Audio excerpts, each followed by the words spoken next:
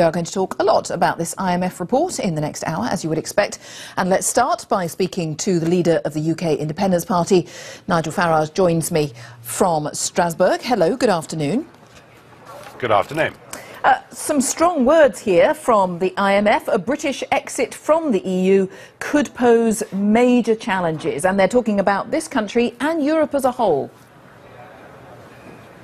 Yeah, I think the IMF lost their way a few years ago. They got directly involved with the Eurozone bailouts, despite their charter not suggesting they should behave in that way. Of course, their previous leader was Dominic Strauss-Kahn. It's now Christine Lagarde. So the architects of the European Union and the Euro have effectively hijacked the International Monetary Fund, made it an outpost of the European Union, and turned it really overtly political in a way that the founders of the IMF never ever foresaw. Well, so the IMF is not an independent economic body, is that what you mean?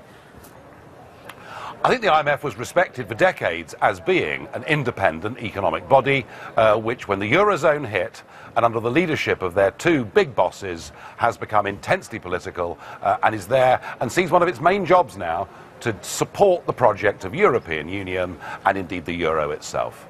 So it's just wrong. Everything it's outlined in the last hour is just incorrect, is it? Well, we can debate whether it's right or wrong, and I believe it's wholly wrong. The fact is, the IMF should not even be commenting on this way. I mean, to have gone so far, as to suggest, geopolitical shifts. If Britain votes to have a trade deal with Europe, rather than be a member of political union, strikes me as being outside their remit. OK, well, everyone watching, one hopes, or has the right to go to the polls anyway on June the 23rd, so people have to make a decision. So who do you suggest they should believe? What international body is there, what economics body is there that they should believe?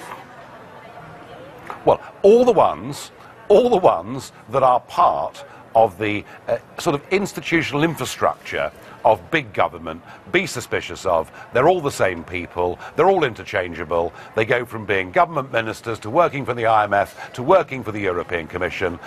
What this is about. This is about big politics and big banks and big businesses trying to bully the British people into staying part of a status quo that is not really working. And when they talk about economic shocks, I mean, the Austrian banking system and Greece needing a fourth bailout, which is very likely over the course of this summer, they will cause far bigger shocks than Britain. And all we're doing is changing our relationship.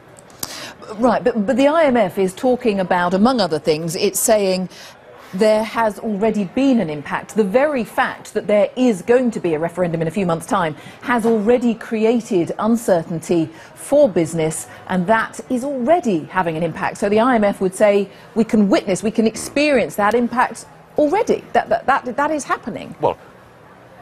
Well, Deutsche Börse have just launched a £20 billion bid to take over the London Stock Exchange. Toyota have announced they're investing in new plant, as have several other foreign-owned manufacturers. And these arguments about investment, I mean, look, I heard these same arguments from all the big global institutions 15 years ago who told Britain if she didn't join the Euro, direct investment into our country would dry up to almost nothing, and in fact we've led the rest of the EU for the last 15 years. So these are scare stories, these are warnings. This is about politics, not about economics. It's about defending this European Union. And I was with the French Prime Minister, Manuel Valls, at lunchtime, and he said very clearly that if Britain leaves the European Union, it will do political damage to the European Union itself. And he's right.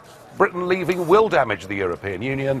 It may even give us a Europe, a few years down the road, of sovereign democratic nation states working and trading together. But it would damage trade as well, wouldn't it? Because if, as a nation, we all woke up on June the 24th, discovered that Britain had voted to leave the EU, there are years and years of trade deals, agreements that would need unpicking, and that would be a long, laborious process. And surely it's not wrong to say that would cause enormous uncertainty and therefore have an enormous economic impact.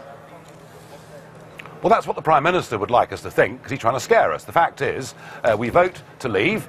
on June the 23rd. We then, through the treaties that we're signed up to, invoke something called Article 50, which means for up to 2 years, all our trade arrangements for up to 2 years are completely unaffected. They'll be the same as they were on June the 22nd, and we have 2 years to sort ourselves out. And if you look around the world, you know, countries like Australia, you know, they negotiated a complex trade deal with America, done start to finish in 10 months.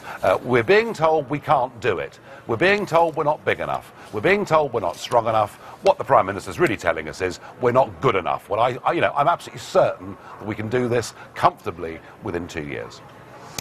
Nigel Farage, thank you very much for joining us there from Strasbourg. Thank you. Big Man Tyrone here. Make sure to subscribe to the wicked awesome Robin Hood UKIP YouTube website.